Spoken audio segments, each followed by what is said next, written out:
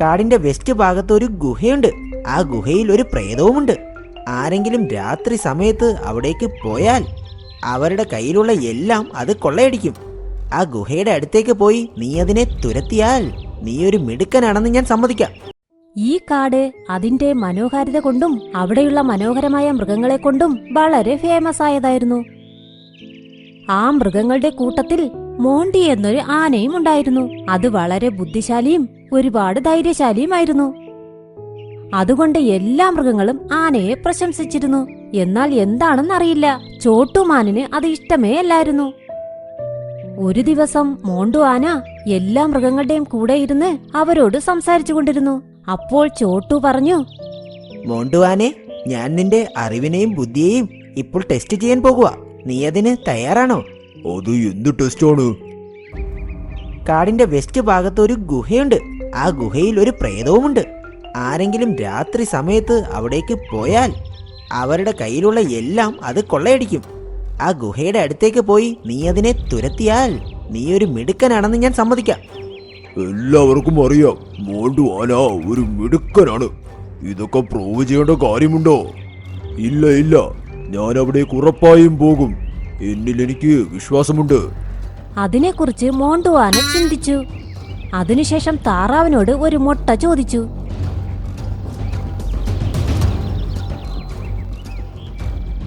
ആ ആന മുട്ടയും വാങ്ങി അതിന്റെ പുറത്തു കിടന്നിരുന്ന ഒരു ബാഗിൽ അത് ഇട്ടു.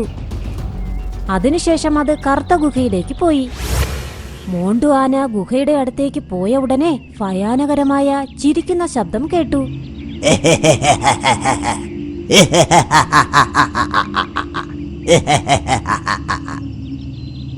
അപ്പോൾ ആ പ്രേതം അതിന്റെ മുൻപിൽ വന്നു നിന്നു.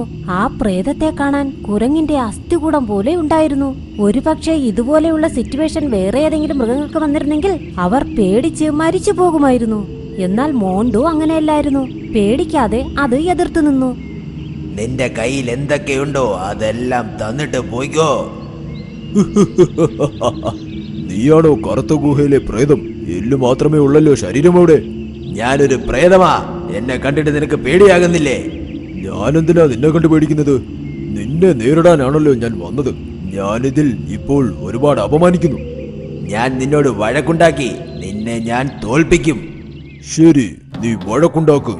എന്നാൽ അതിനു മുൻപ് നീ ഒരു കാര്യം പ്രൂവ് ചെയ്യണം. നിനക്ക് എന്നോട് യുദ്ധം ചെയ്യാനുള്ള തകുതിയുണ്ടോന്ന് പറ, എന്ത് ചെയ്യണം? അതിനുശേഷം മോണ്ടു ആന താഴെ കിടന്ന ഒരു വെള്ളാരം കല്ലെടുത്ത് ആ പ്രേതത്തിന്റെ കയ്യിൽ അത് വച്ചു. നിന്റെ എല്ലിൽ ശക്തിയുണ്ടെങ്കിൽ ഈ കല്ല് നിന്റെ കൈയുടെ ഇടയ്ക്ക് വെച്ച് പൊട്ടിച്ചു കാണിക്ക്. ഇതിന്റെ ഉള്ളിൽ നിന്നും ഒരു വെള്ള ലിക്വിഡും വരും. എന്താ, കല്ലിൽ നിന്നും ലിക്വിഡ് വരുമെന്നോ? അതെ, വരും. ഇത് പൊട്ടിക്കുന്നവർ ശക്തിശാലിയാണെങ്കിൽ ഉറപ്പായും വരും.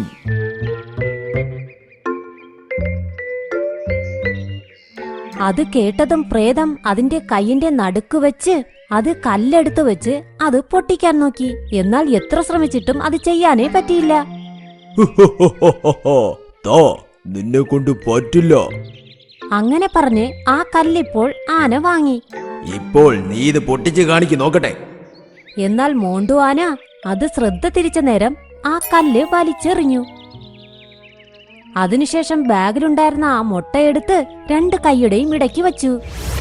നീ കണ്ടോ എന്റെ ശക്തി എന്താണെന്ന്?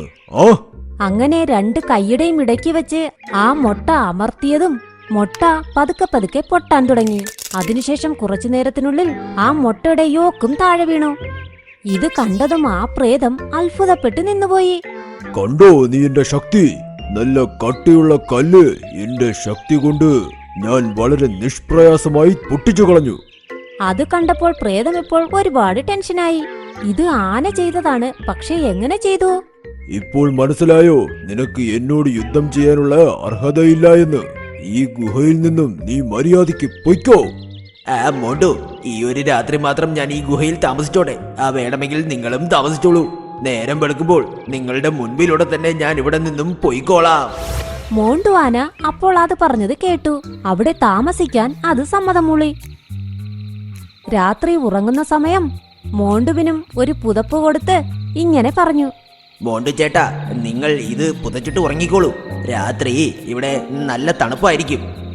മോണ്ടു അതിന്റെ കയ്യിൽ നിന്നും ബെഡ്ഷീറ്റ് വാങ്ങിച്ചു. അതിനുശേഷം പ്രേതവും പുതപ്പ് പുതച്ച് അതിന്റെ കിടക്കയിൽ കിടന്നു. അപ്പോൾ മോണ്ടു ചിന്തിച്ചു, ഇവൻ എന്തിനാ എന്നോട് ഇവിടെ താമസിക്കാൻ പറഞ്ഞത്? അതുമാത്രമല്ലാതെ പുതയ്ക്കാൻ പുതപ്പും തരുന്നു. ഇതിലെന്തോ കെണിയുണ്ടല്ലോ. അങ്ങനെ ചിന്തിച്ച് ആന കുറച്ച് ഇലകൾ കൊണ്ടുവന്ന് കിടക്കയിലിട്ടു. അതിനുശേഷം പില്ലോയും വച്ചു അതിനു മുകളിൽ പുതപ്പും വിരിച്ചു. കാണുന്നവർക്ക് ഇപ്പോൾ എങ്ങനെ തോന്നുമെന്നാൽ ആ പുതപ്പിനുള്ളിൽ ഒരു ആന കിടന്നുറങ്ങുന്നത് പോലെയായിരുന്നു. അതിനുശേഷം അത് ഒരു വശത്തേക്ക് പോയി മാറിയിരുന്നു. കുറച്ചു നേരത്തിനു ശേഷം ആ പ്രേതവും കണ്ണു തുറന്നു നോക്കി. അടുത്തുണ്ടായിരുന്ന ഒരു വലിയ വിറകുമെടുത്ത് വേഗത്തിൽ പോയി മോണ്ടു ആന കിടന്നിരുന്ന കിടക്കയുടെ അടുത്തേക്ക്. ആ പുതപ്പ് പുതച്ചിരുന്നതിന്റെ അകത്തുണ്ടായിരുന്നത് മോണ്ടു ആനയാണെന്ന് കരുതി ആ പ്രേതം കയ്യിലുണ്ടായിരുന്ന വലിയ വടികൊണ്ട് പഠേന്നടിച്ചു. ആനയും അവിടെ ശാന്തമായിരുന്നു ഇത് കണ്ടു. ഓഹോ, ഇവൻ ഞാൻ ഉറങ്ങിക്കിടക്കുമ്പോൾ എന്നെ കൊല്ലാൻ നോക്കിയതാണോ? അയ്യോ, ഇത്രയും ബലമായിട്ട് അടിച്ചിട്ടും ഇവൻ അനങ്ങുന്ന പോലുമില്ലല്ലോ. മയങ്ങിയെന്ന് തോന്നുന്നു. അങ്ങനെ പറഞ്ഞ ആ പ്രേതം ഒരുപാട് തവണ അത് വീണ്ടും വീണ്ടും അടിച്ചു. ഓഹോ, ചത്തെന്ന് തോന്നുന്നു. നേരം വെളുക്കട്ടെ, ഇവനെ വെളിയിൽ കളയാം. പിന്നെ എനിക്ക് ഇവിടെ തന്നെ താമസിക്കാം. അതിനുശേഷം അത് കിടക്കയിൽ പോയി കിടന്നു. അതിനുശേഷം മോണ്ടുവും അതിന്റെ കിടക്കയുടെ അടുത്തേക്ക് പോയി അവിടെയുണ്ടായിരുന്ന ഇലകളെല്ലാം ഊതിക്കളഞ്ഞ് പുതപ്പും പുതച്ച് കിടന്നുറങ്ങി. രാവിലെ ആ പ്രേതം എഴുന്നേറ്റ ഉടനെ അത് നേരെ മോണ്ടു കിടന്നിരുന്ന സ്ഥലത്തേക്ക് അത് പോയി. പുതപ്പെടുത്ത് ഒന്ന് പൊക്കി നോക്കാമെന്ന് കരുതിയപ്പോൾ മോണ്ടു തന്നെത്താനെ എഴുന്നേറ്റു. മോണ്ടു, നിങ്ങൾക്ക് സുഖമല്ലേ? നന്നായിട്ട് ഉറങ്ങിയില്ലേ? ആ, നന്നായിട്ട് ഉറങ്ങി. എന്നാൽ എന്നെ ഒരു എലി ശല്യം ചെയ്തു. എന്താ? ഞാൻ ഉറങ്ങിക്കൊണ്ടിരിക്കുമ്പോൾ എന്റെ മുഖത്തേക്ക് ഒരു എലി വന്ന് അതുവഴിയും ഇതുവഴിയും ഓടുന്നത് പോലെ തോന്നി. നീ പുതപ്പ് തന്നിരുന്നില്ലേ, അത് കാരണം എനിക്ക് അത് മാറ്റി നോക്കാൻ പറ്റിയില്ല. എന്നാൽ ഞാൻ നന്നായി ഉറങ്ങി കേട്ടോ. അത് കേൾക്കുമ്പോൾ പ്രേതത്തിന് അവിടെ നിൽക്കാൻ പറ്റുമെന്ന് തോന്നുന്നുണ്ടോ? അത് പേടിച്ച് അവിടെ നിന്നും നെട്ടോട്ടം ഓടി. അതിനുശേഷം മോണ്ടു ആന പോയി നോക്കിയപ്പോൾ ആ കാട്ടിലുള്ള മൃഗങ്ങളുടെ കയ്യിൽ നിന്നും കൊള്ളയടിച്ച എല്ലാ സ്വർണവും ആ ഗുഹയിൽ ഉണ്ടായിരുന്നു. മോണ്ടു ആന അതെല്ലാം എടുത്തുകൊണ്ടുവന്ന് കാട്ടിൽ പോയി എല്ലാ സ്വർണവും എല്ലാവർക്കും വീതിച്ചു കൊടുത്തു. ചോട്ടുമാനിനും ഇതെല്ലാം കണ്ടപ്പോൾ ഒരുപാട് ദേഷ്യം വന്നു. എന്നാൽ ഇപ്പോൾ അതിനു ഒന്നും ചെയ്യാൻ പറ്റിയില്ല. ഇതുപോലെ മോണ്ടു ആന എപ്പോഴത്തെയും പോലെ അല്ലാതെ ഇപ്പോൾ ഫേമസ് ആയി. എല്ലാവരും ആദ്യം ഉണ്ടായിരുന്നതിനേക്കാൾ കൂടുതലായി പ്രശംസിച്ചു. ചേച്ചി, ഈ അണ്ണാരക്കണ്ണന്റെ കുടുംബം എല്ലാരെയും വെറുപ്പിക്കുന്നുണ്ട്. അവരെല്ലാവരെയും സഹായിക്കും. അതുകൊണ്ട് എല്ലാവർക്കും അവരെ ഇഷ്ടമാണ്. ഞാനൊരു മയില, എന്നാലും എന്നെ ആർക്കും ഇഷ്ടപ്പെടുന്നില്ല. നീ പറഞ്ഞത് ശരിയാണ്. നമുക്ക് രണ്ടുപേർക്കും ചേർന്ന് അവരുടെ കുടുംബം നശിപ്പിക്കാം. ഈ കഥ ഉത്തരാഖണ്ഡിലെ ഒരു കാടിന്റേതാണ്. അവിടെ ഒരു അണ്ണാരക്കണ്ണന്റെ കുടുംബം ഉണ്ടായിരുന്നു. അത് വളരെ നല്ല കുടുംബമാണ്. അവർ കാട്ടിൽ ജീവിക്കുന്ന എല്ലാ മൃഗങ്ങളെയും സഹായിക്കുമായിരുന്നു. പ്രശ്നമെന്നെന്തെങ്കിലും വന്നു കഴിഞ്ഞാൽ എല്ലാ കുടുംബങ്ങളും അണ്ണാരക്കണ്ണനെ തേടിയാണ് വരിക. ഇവരുടെ നന്മ കണ്ട് ചില മൃഗങ്ങൾ അസൂയപ്പെട്ട് അവർക്ക് ശത്രുക്കളായി മാറി. ഒരു ദിവസം കുഞ്ഞ് അണ്ണാരക്കണ്ണൻ അവരുടെ അച്ഛനമ്മയോട് ഇങ്ങനെ പറഞ്ഞു: അമ്മേ, അച്ഛ, ഞാൻ നിങ്ങളോടൊരു കാര്യം ചോദിക്കണം. എന്താ നിനക്ക് കേൾക്കേണ്ടത് പറമോനെ? നമ്മൾ എല്ലാവരെയും ഇപ്പൊ തൊട്ടാണ് സഹായിക്കാൻ തുടങ്ങിയത്. ഞാൻ പറയാൻ വരുന്നത്, നിങ്ങൾ രണ്ടുപേരും ഇപ്പൊ തൊട്ടാണ് സഹായിക്കാൻ തുടങ്ങിയത്. മോനെ, നിന്റെ അച്ഛന് ഇതിനൊരു കഥയുണ്ട്. അമ്മേ, വേഗം ആ കഥ എനിക്ക് പറഞ്ഞതാ അമ്മേ. മോനെ, ഒരുപാട് ദിവസം മുന്നേ നടന്ന കാര്യമാ. നിന്റെ അച്ഛൻ എവിടുന്നോ തിരിച്ച് വീട്ടിൽ വന്നുകൊണ്ടിരിക്കുമ്പോൾ വഴിയിൽ എവിടെയോ തട്ടിയത് കൊണ്ട് അദ്ദേഹത്തിന്റെ കാലൊടിഞ്ഞു പോയി. അന്ന് അദ്ദേഹത്തിന് വീട്ടിലേക്ക് നടന്നു പോലും വരാൻ കഴിഞ്ഞില്ല. അതെ അമ്മേ, പിന്നെ എന്ത് സംഭവിച്ചമ്മേ? അപ്പോ നിന്റെ അച്ഛൻ എല്ലാവരോടും സഹായം ചോദിച്ചു. പക്ഷെ ആരും അദ്ദേഹത്തെ സഹായിച്ചില്ല. അദ്ദേഹം വേദനയിൽ പിടഞ്ഞുകൊണ്ടിരുന്നു. അത്ര തന്നെ ഞങ്ങൾ അന്നേ തീരുമാനിച്ചു, ആർക്കെങ്കിലും എന്തെങ്കിലും സഹായം ആവശ്യം വന്നാൽ ഞങ്ങൾ തീർച്ചയായും അവർക്ക് പറ്റുന്ന സഹായം ചെയ്യണമെന്ന്. അങ്ങനെ അന്നു മുതൽ ഞങ്ങൾ എല്ലാവരെയും സഹായിക്കാൻ തുടങ്ങി. പക്ഷെ അമ്മേ, ചില ആളുകൾ വളരെ മോശ സ്വഭാവമാണല്ലേ? ആരെങ്കിലും വേദനയിലുള്ളപ്പോൾ അവരെ സഹായിക്കാതെ അങ്ങനെ പോയിക്കൊണ്ടേയിരിക്കുന്നു. അതെടാ മോനെ, എല്ലാവർക്കും അവരവരുടെ പണിയാണ് വലുത്. ഒരുപാട് പേർക്ക് സ്വാർത്ഥതയുണ്ട്.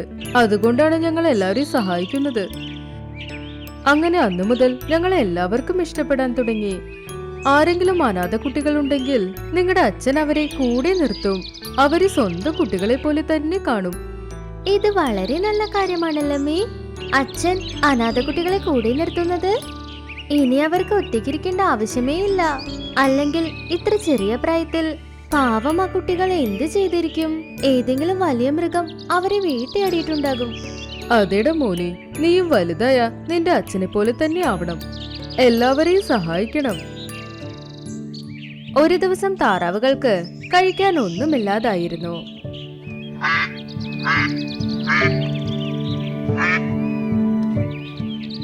അതുകൊണ്ട് അവർ ഭക്ഷണം ചോദിക്കാൻ അണ്ണാറക്കണ്ണന്റെ വീട്ടിൽ വന്നു.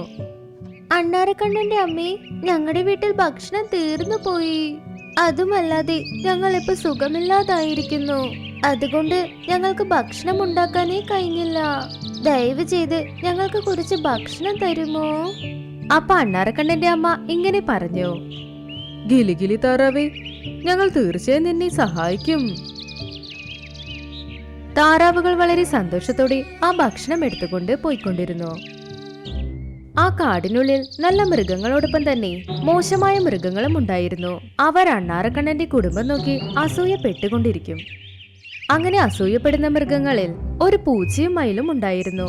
അവരുടെ പേര് നാട്ടി പിന്നെ ടിക്ലി. രണ്ടുപേർക്കും അണ്ണാറക്കണ്ണന്റെ കുടുംബം ഇഷ്ടമേ അല്ല. അതുകൊണ്ട് അവർക്കെതിരെ ഒരു ചതിക്കുഴി പ്ലാൻ ചെയ്തു. ചേച്ചി, ഈ അണ്ണാറക്കണ്ണന്റെ കുടുംബം എല്ലാരെയും വെറുപ്പിക്കുന്നുണ്ട്. അവരെല്ലാവരെയും സഹായിക്കും. അതുകൊണ്ട് എല്ലാവർക്കും അവരെ ഇഷ്ടമാണ്. ഞാനൊരു മയില, എന്നാലും എന്നെ ആർക്കും ഇഷ്ടപ്പെടുന്നില്ല. നീ പറഞ്ഞത് ശരിയാണ്. നമുക്ക് രണ്ടുപേർക്കും ചേർന്ന് അവരുടെ കുടുംബം നശിപ്പിക്കാം. അത് കഴിഞ്ഞ ഒരു ദിവസം കുഞ്ഞു അണ്ണാറക്കണ്ണൻ കളിക്കാനായി പോയപ്പോൾ അവരുടെ അച്ഛനമ്മ വീട്ടിലായിരുന്നു. ആ സമയം നോക്കി നാട്ടി പൂച്ചയും പിന്നെ ടിക്ലി മയിലും ചേർന്ന് അവരെ ആക്രമിച്ചു കളഞ്ഞു. ഒന്ന് അച്ഛനെയും പിന്നൊന്ന് അമ്മയെയും ആക്രമിച്ചു. പിന്നെ അവരെ ശ്വാസം മുട്ടിച്ച് കൊന്നു കളഞ്ഞു. അത് കഴിഞ്ഞ് അവർ അവിടുന്ന് പുറപ്പെട്ടു. കുഞ്ഞണ്ണാറക്കണ്ണൻ വീട്ടിൽ എത്തിയതും അവരുടെ അച്ഛനമ്മയുടെ അവസ്ഥ കണ്ട് അവരെ എഴുന്നേൽപ്പിക്കാൻ വേണ്ടി ശ്രമിച്ചു. അമ്മേ, അച്ഛ, എഴുന്നേക്കൂ. എന്തു പറ്റി നിങ്ങൾക്ക്? ഇത്ര നേരം കുഴപ്പമില്ലായിരുന്നു. പിന്നെ ഈ കാട്ടിൽ നിങ്ങൾ എല്ലാവർക്കും ഇഷ്ടമല്ലേ? എന്നാലും ആരാ നിങ്ങൾ ഇങ്ങനെ ചെയ്തത്?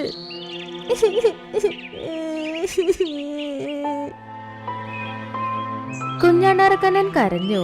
അത് കഴിഞ്ഞ അച്ഛനമ്മ മരിച്ച കാര്യം അറിഞ്ഞ് ആ കാട്ടിലെ മറ്റുള്ള മൃഗങ്ങളെല്ലാവരും കുഞ്ഞണ്ണാറക്കണ്ണനെ ആശ്വസിപ്പിച്ചു.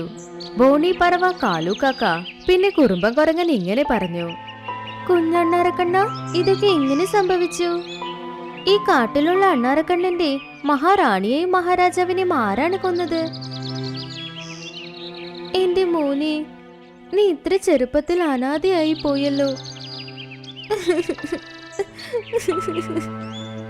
ബോണി പറവ കരയാൻ തുടങ്ങി. അപ്പോഴാണ് കുറുമ്പൻ കുരങ്ങൻ പറഞ്ഞത്, എനിക്ക് തോന്നുന്നത് ഇത് ചെയ്തത് ആ പൂച്ചയും മയിലുമാണെന്നാ. കാരണം ഈ കാട്ടിൽ അവർ രണ്ടുപേരും മാത്രമാണ് അണ്ണാറക്കണ്ണന്മാരോട് ഇങ്ങനെ ചെയ്യുന്നത്. അവർ തന്നെ ആയിരിക്കും ഇവരെ കൊന്നത്.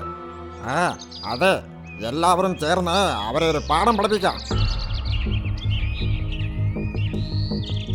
പിന്നെ എല്ലാ മൃഗങ്ങളും നാട്ടിയെയും ടിക്ലിയെയും കാട്ടിൽ അന്വേഷിക്കാൻ തുടങ്ങിയിരുന്നു.